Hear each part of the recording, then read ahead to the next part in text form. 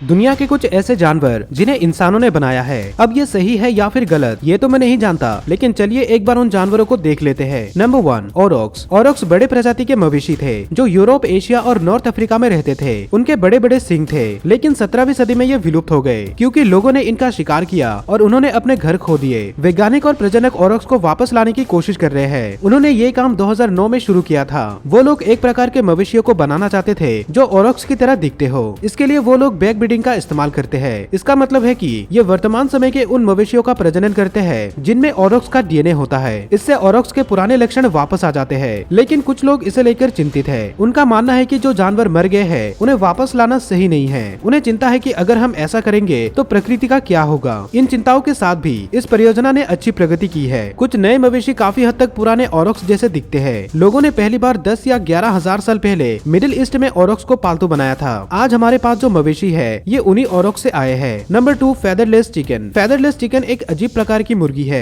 इसे 2000 के दशक की शुरुआत में इजराइल के वैज्ञानिकों द्वारा बनाया गया था। उन्होंने मुर्गी के जीन को बदल दिया ताकि उसके पंख ना उगे। ऐसा मुर्गियों को गर्म जगह पर रहने में मदद करने के लिए किया गया था। इससे मुर्गियों को रखना भी सस्ता हो जाता है क्योंकि आपको अब मुर्गी के लिए फैन या फिर एसी की जरूरत नहीं होती। लेकिन पंखों के बिना मुर्गी काफी अजीब लगती है। इसकी त्वचा गुलाबी और झुर्रीदार होती है जिस पर आसानी से चोट लग सकती है। ये अपने शरीर के तापमान को भी अच्छे से नियंत्रित नहीं कर पाता। इससे मुर्गी के लिए बहुत गर्म या फिर बहुत ठंडे मौसम में रहना मुश्किल हो जाता है। लोगों का मानना है कि मुर्गी के जीन में इस तरह से बदलाव करना ठीक नहीं है क्योंकि मुर्गी इससे वो काम नहीं कर सकती जो आम मुर्गियां करती है, जैसे शिकार करना और धूल से नहाना। ये आसानी से बीमार पड़ सकती है। मगर इन सब के बावजूद फेदरलेस चिकन आम मुर्गियों की तुलना में गर्म जगहों पर तेजी से बढ़ती है। इससे पता चलता है कि हम अपनी मदद के लिए प्रकृति को कितना बदल सकते हैं। नंबर 3, ग्लोफिश। ग्लोफिश एक प्रकार की मछली है जो अंधेरे में चमकती है। इन्हें 1990 के दशक के अंत में सिंगापुर के वैज्ञानिकों द्वारा बनाया गया था। वैज्ञानिकों ने ज़ेब्रा फिश को चमकाने के लिए उसके जीन को बदल दिया। उन्होंने जेलीफिश और कोरल जैसे दूसरे जीवों से मिले खास प्रोटीन का इस्तेमाल किया। इस प्रोटीन की वजह से ये मछली अल्ट्रावायलेट रोशनी में चमकती है। सबसे पहले ग्लोफिश को पानी में प्रदूषण का पता लगाने के लिए बनाया गया था, लेकिन अब ये एक फेमस पेट बन गया है क्योंकि ये काफी सुंदर नजर आती है। मगर कुछ लोगों का कहना है कि सिर्फ अच्छा दिखने के लिए किसी जानवर के जीन को बदलना सही नहीं है। उन्हें इस बात की चिंता है कि अगर ये मछलियाँ जंगल में आ गई तो ये ग्लोफिश वहाँ के ज़ेब्रा फिश के साथ प्रजनन कर सकती है। इससे वो जीन फैल सकता है और पानी में जीवन का संतुलन बदल सकता है। ग्लोफिश इस बात का अच्छा उदाहरण है कि हम अपने एंटरटेनमेंट के लिए जीवों को कैसे बदल सकते हैं और नए जीव बना सकते हैं। आप इस बारे में क्या सोचते हैं कमेंट में बताएं। नंबर 4, स्पाइडर गोट। स्पाइडर गोट एक अजीब प्रकार की बकरी है। इन्हें 2000 के दशक की शुरुआत में यूनिवर्सिटी ऑफ वोमिंग के वैज्ञानिकों द्वारा बनाया गया था। वैज्ञानिकों ने स्पाइडर सिल्क प्रोड्यूस करने के लिए बकरी के जीन को बदल दिया। ये सिल्क मजबूत और लचीला होता है। इसका इस्तेमाल कई चीजों के लिए किया जा सकता है, जैसे मेडिकल टाके और बुलेट प्रूफ जैकेट बनाने में। वैज्ञानिकों ने मकड़ी के सिल्क बनाने वाली जीन को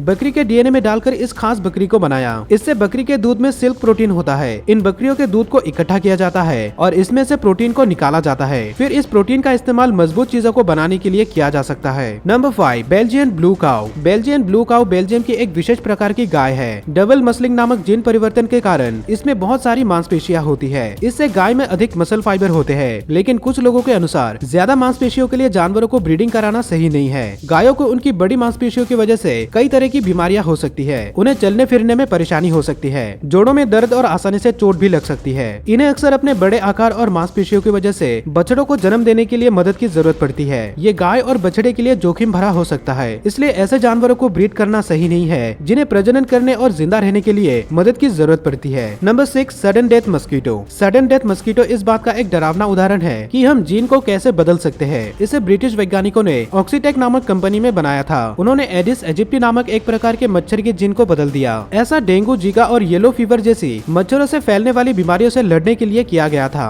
वैज्ञानिकों ने मच्छर में एक खास जीन डाला। नर मच्छर का एक ही काम होता है, मादा मच्छरों को ढूंढना, उनके साथ संभोग करना और इस जीन को आगे बढ़ाना। इन नर मच्छरों को जंगल में छोड़ दिया जाता है और जब ये मादाओं के साथ संभोग करते हैं तो इससे पैदा होने वाले ज्यादातर बच्चे खुद बच्चे पैदा करने से पहले ही मर जाते हैं। इससे मच्छरों की संख्या कम हो जाती है। इस तकनीक ने कुछ जगहों पर बीमारियां फैलाने वाले मच्छरों की संख्या को कम करने में काफी अच्छा काम किया है। लेकिन क्या बीमारियों को रोकने के लिए इस तरह सभी मच्छरों को मार डालना सही है? क्योंकि इससे हमारी धरती के वातावरण और फूड चेन में काफी परेशानी आ सकती है। Number 7, glass frog. Glass frog एक अनोखा और थोड़ा डरावना जानवर है जो सेंट्रल और साउथ अमेरिका के रेन फॉरेस्ट में रहता है। इसे इंसानों ने बनाया या फिर बदला नहीं है, लेकिन ये खास है और अलग दिखता है। ग्लास फ्रॉग छोटे जानवर होते हैं जो रात में जागते हैं। उनकी स्किन ट्रांसपेरेंट होती है है, जिससे ये अपने माहौल के साथ घुल मिल जाते हैं। इससे उन्हें उन जानवरों से छिपने में मदद मिलती है जो उन्हें खाना चाहते हैं। इनकी स्किन के बारे में सबसे अजीब बात यह है कि आप इनके पेट के अंदर साफ साफ देख सकते हैं। किसी जीव के दिल को इस तरह बाहर से धड़कते हुए देखना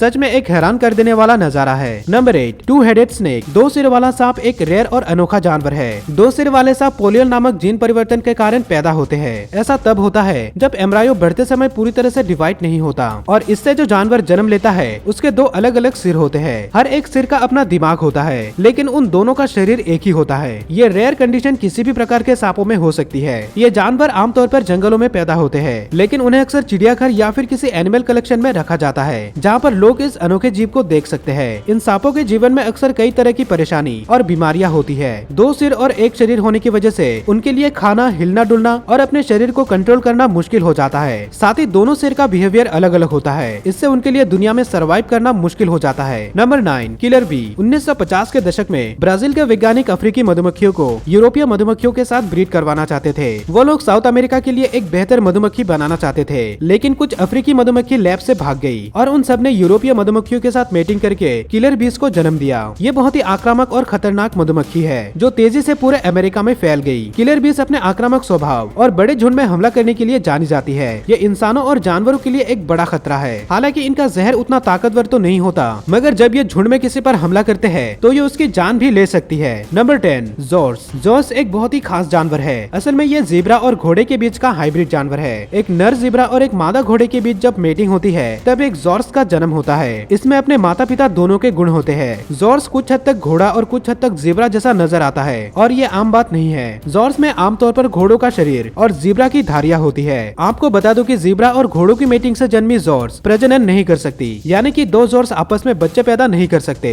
लोग जॉर्स को अलग अलग कारणों से पालते हैं, जैसे सवारी करना और गाड़ियों को खींचना। लेकिन इससे यह सवाल उठता है कि हम अपने कामों के लिए जानवरों का प्रजनन क्यों और कैसे करते हैं। कुछ लोगों को चिंता है कि इस तरह के हाइब्रिड बनाने से जानवरों को हेल्थ रिलेटेड प्रॉब्लम भी हो सकती है। वैसे आप इस बारे में क्या सोचते हैं, कमेंट में जरूर बताएं। Number 11, savannah cat. Savannah cat सबसे बड़ी घरेलू बिल्ली है। ये एक घरेलू बिल्ली और एक जंगली अफ्रीकी बिल्ली का हाइब्रिड है, जिसे सर्वल कहा जाता है। लोग सवाना बिल्लियों को पसंद करते हैं क्योंकि ये अनोखी दिखती है और बहुत स्मार्ट होती है। सवाना बिल्लियां आमतौर पर घरेलू बिल्लियों से बड़ी होती है। इनके पैर लंबे होते हैं और शरीर भी पतला होता है। इनके शरीर पर सर्वल कैट की तरह पैटर्न भी बने होते हैं। इनका स्वभाव जंगली और घरेलू बिल्ली का मिक्स है। लोग सवाना बिल्लियों को अपने घरों में पालते हैं क्योंकि ये सुंदर और अनोखी दिखती है, लेकिन कई बार ये आक्रामक भी हो जाती है और अपने मालिक के ऊपर भी हमला कर सकती है। इसलिए दुनिया भर में बहुत ऐसे देश है जो इन बिल्लियों को एक पालतू जानवर के रूप में नहीं देखती और इन्हें घर में पालना भी बैन किया गया है। वैसे क्या आप इसे पालना पसंद करोगे, कमेंट में जरूर बताएं। Number 12, hybrid bear. Growler bear एक अनोखा जानवर है। ये पोलर बेयर और ग्रिजली बेयर का हाइब्रिड है। क्लाइमेट चेंज की वजह से ग्रोलर बेयर ज्यादा दिखाई देते हैं। दरअसल क्लाइमेट चेंज के कारण समुद्री बर्फ पिघल रही है, जिससे पोलर बेयर खाने की तलाश में जमीन की तरफ आने लगे हैं और यहाँ पर उनकी मुलाकात ग्रिजली बेयर से हो जाती है। इससे उनके मेटिंग करने और बच्चे पैदा करने की संभावना बढ़ जाती है। ग्रोलर बेयर में अपने माता पिता दोनों के गुण होते हैं। इनका आकार और रंग पोलर बेयर और ग्रिजली बेयर के बीच का होता है। जब एक मेल ग्रिजली बेयर एक फीमेल पोलर बेयर के साथ मेट करता है तब एक ग्रोलर बेयर का जन्म होता है। वहीं जब एक मेल पोलर बेयर और एक फीमेल ग्रिजली बेयर मेट करते हैं तब एक पीजली बेयर का जन्म होता है। इसी तरह की और भी वीडियोस देखने के लिए जल्दी से यहाँ पर क्लिक करें। वीडियो को आखिर तक देखने के लिए आपका धन्यवाद।